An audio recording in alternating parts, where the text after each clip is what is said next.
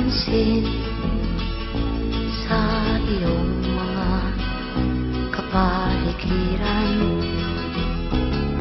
Kay dumi na ng hangin, pati na ang mga ilog natin.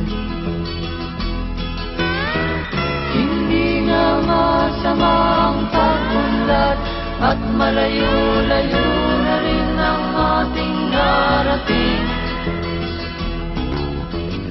Ngunit masdan mo ang tubig sa dagat, dati kulay asul, ngayon'y naging itim.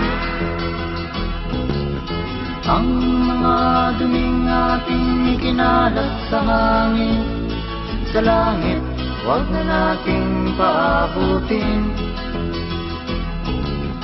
Upang kung tayo'y pumanaw man, sariwang hangin sa langit natin matitikman.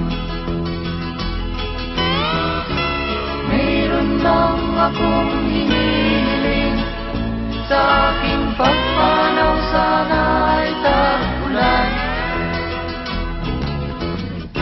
Gitara ko ay aking dadalhin, upang sa ulap na lang tayo magkantahan.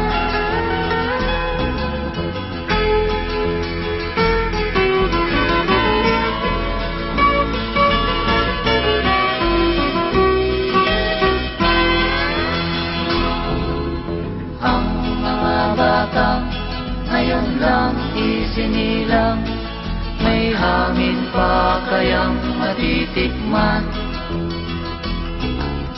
May mga puno pa kaya silang aakyatin, may mga ilog pa kayang lalanguyan. Bakit di natin pag-isipan ang nangyayari sa ating kapaligiran? Hindi nga masamang pagunlad kung hindi nakakasira ng kalikasan. Darating ang panahon, mga ibong dala ay wala nang madadapuan. Masdan mo ang mga punong dati ay kay tatag, ngayon'y namamatay dahil sa ating kalokohan.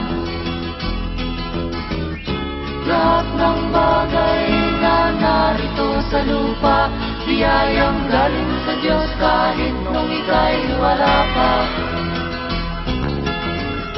Ingatan natin at huwag nang sirain pa, pagkat pag kanyang linawi tayo'y mawawala na. Mayroon lang akong hinihiling, sa aking pagpanaw sana ay tag-ulan. Gitara ko ay aking dadalhin, upang sa ulap na lang tayo magkantahan.